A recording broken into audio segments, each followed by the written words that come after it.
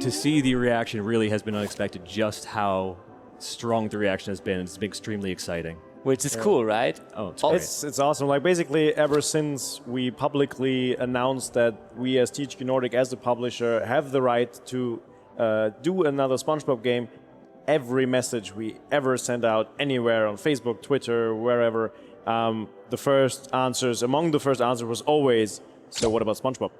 What are you doing with SpongeBob? What about Battle for Bikini Bottom, SpongeBob?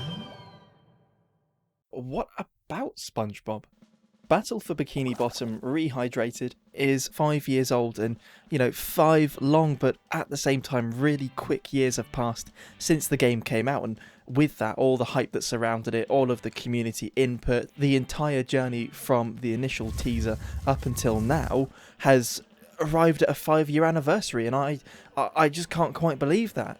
If anyone who's watching was there when they originally announced the game, of course being big fans of the original, you would realise how crazy everyone went, and at the same time just how manic the whole online scene was. Oh look, a SpongeBob game that's I think 17 years old at the time is getting a remake, and it was on the news outlets everywhere online, and being at almost in a sense being part of the community beforehand and kind of experiencing that together, it was just such a surreal feeling. And it just looking back through, not even rose-tinted glasses, just looking back as a whole without any nostalgia involved, you realise how much of a good experience it was. And I just kind of want to go over that today from the start and when teasers were announced and up until now.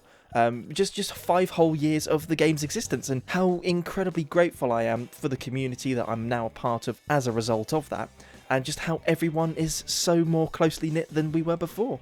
And for those who aren't too familiar with the game or have only heard of it, the original BfBB is such a critically acclaimed title, and with that, the remake did bring together both quite split communities, so the YouTube community and the Twitch community for the game. They were a lot closer together, and even 5 years on, I do still feel that today. Moving forward all the way from the Gamescom experience and having the announcement trailers, we did go in the dark for quite a while, so there weren't that many announcements even through to the end of 2019.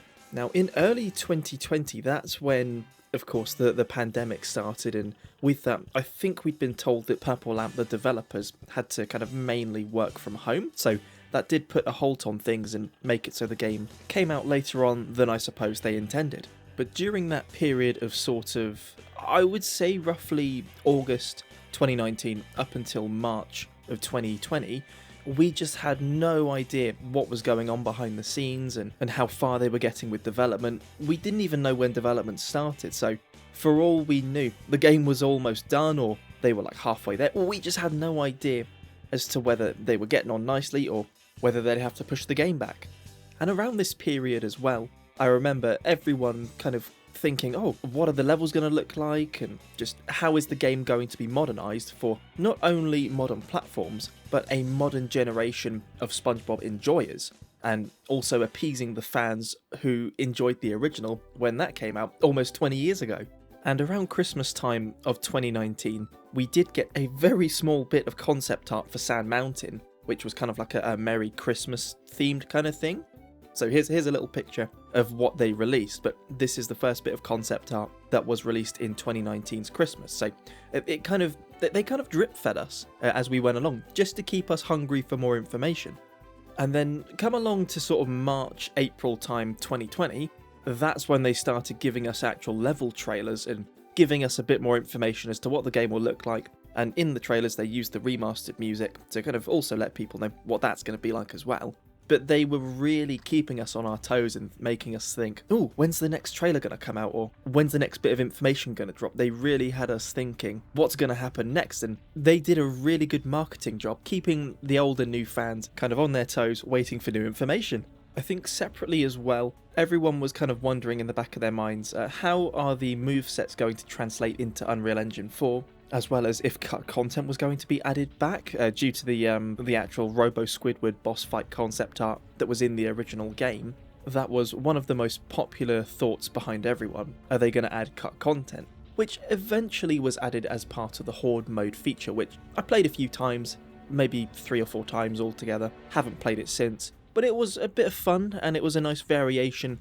And kind of to go on a different route as well in regards to the actual game and not the mechanics, they were given a completely different colour palette to work with, which was so different to the originals, but it looked equally as unique, and it did have its own charm, which I must admit, there are some bits of the game that I prefer to the original, and vice versa. But then I suppose, kind of linking back to the modern audience and the modern style of the show, they didn't have any say in what the colour palette was. That was all part of Nickelodeon's approval, but they did do a really good job with the cards they were dealt. And with this video, it is very biased if I don't go over any issues that the game had from launch up until now, as the game only did receive a few patches and then it was done and dusted.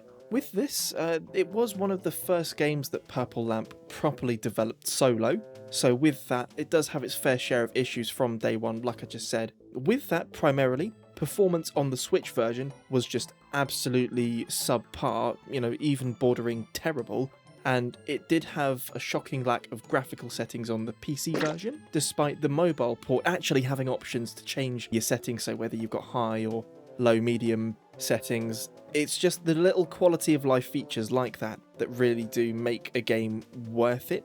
And with this as well, I know that with the PC version, you can edit the settings through kind of a text file that does contain all of the game settings through that. But for 5-year-old Timmy, who's just booted up the game on his father's PC, I don't think he's going to know what the hell a text file is and how to bump up the settings to get the true intended rehydrated experience.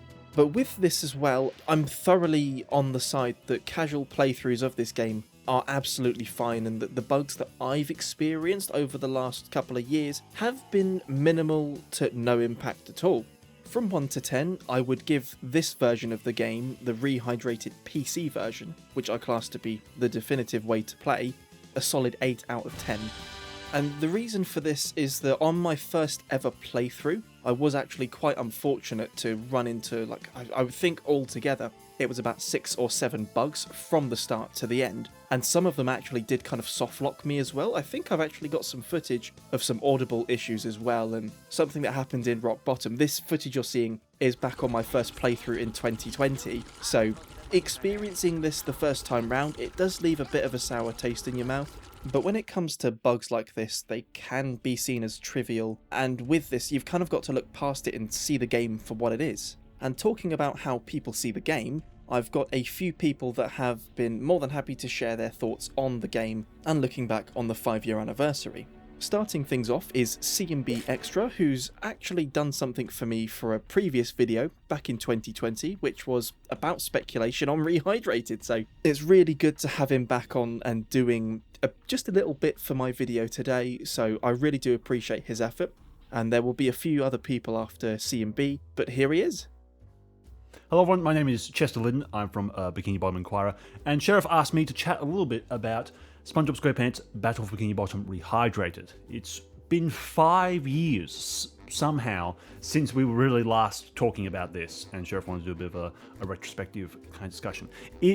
I just want to take a second to talk about how monumental a moment that game was on the YouTube space. So all of us YouTubers will be talking from this game from a very different perspective to most of the people that played it, because we got so many damn views, so many damn subscribers. We were like talking to Nintendo, not Nintendo, we're not that Nickelodeon. Like, it was a crazy time for the SpongeBob community, and we've never really had that since.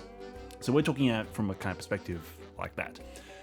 For me, SpongeBob SquarePants Bikini Bottom Rehydrated is more or less non-existent.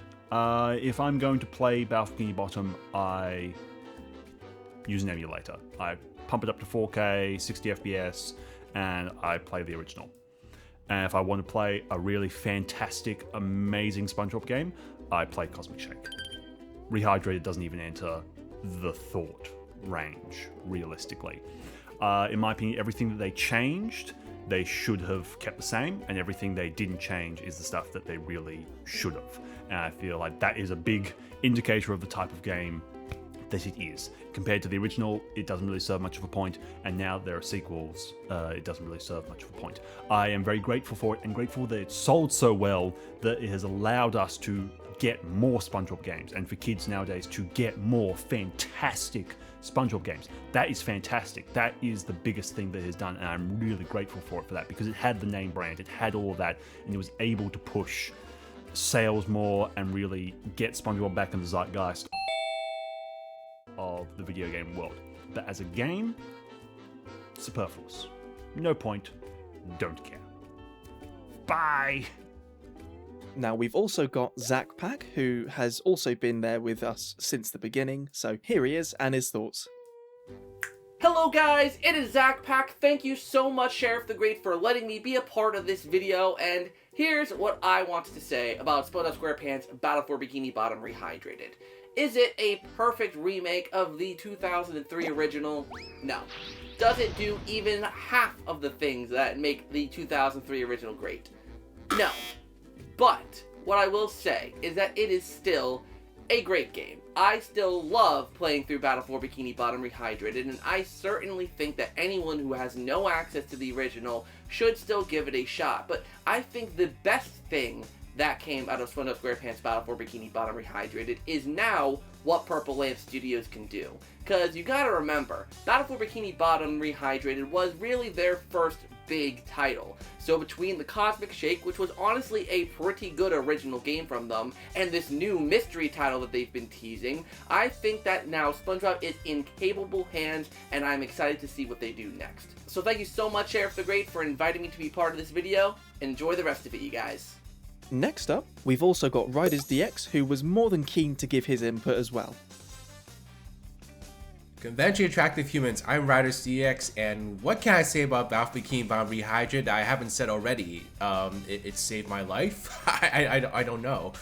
Battle for Bikini Bottom Rehydrated was a game that, you know, regardless of the quality of it, you know, a lot of things can be said about how it actually turned out. There's a lot of things that really went into its development that I think really contributed to what we got. But just from the standpoint of a really personal like experience and such, Battle for Bikini Bottom Rehydrated not only woke up an inner child in me that I didn't even know existed, but it also introduced me to so many new people. It showed me just what YouTube could become in terms of building community and really just like connecting with so many people you would have never even thought existed in this world. Like, who knew this many people cared this much about a random licensed video game from the 2000s? I mean, Battle for Bikini Bottom is an amazing game, and Battle for Bikini Bottom Rehydrated is a very faithful and celebratory version of it. And I'm just so grateful to Rehydrated for giving me so many different experiences, allowing me to walk down memory lane and, you know, just sniff the bubbles and just really get to relive the experiences that I had as a kid, but also introducing me to all the people that you're seeing in this video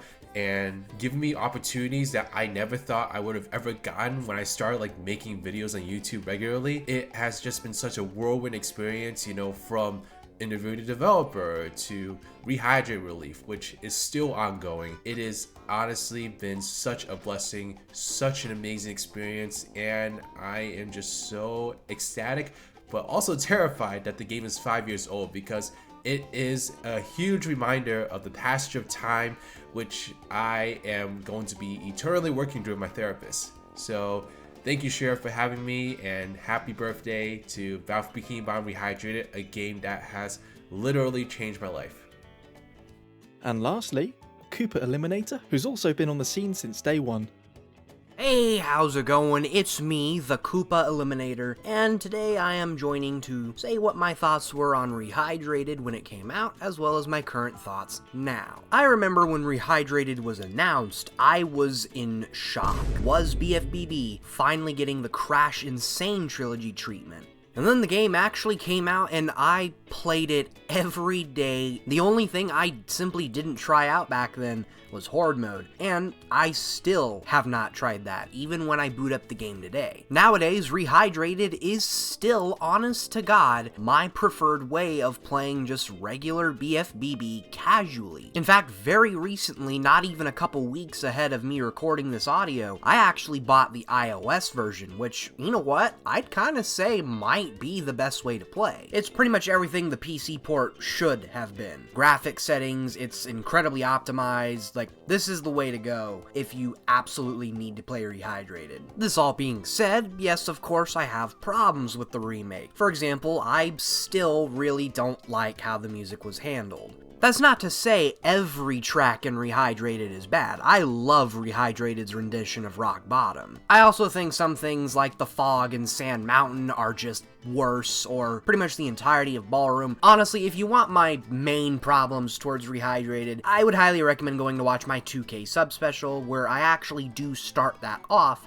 with talking about Rehydrated and addressing my problems with it. However, I would still say that Rehydrated is a fantastic way of playing the game. Yeah, sure, it's got a lot of tiny differences compared to the original, but honestly, I don't really care about that. And honestly, if you seriously want a remake to be one-to-one with literally nothing different about it, remakes as a concept just might simply not be for you, and I would recommend playing the originals instead. Alright, before I completely take over this video, I'm gonna head out. Thank you, Sheriff, for having me on. This has been the Koopa Eliminator, signing off. You know, all in all, I think Rehydrated was really good, and it was a nice breath of fresh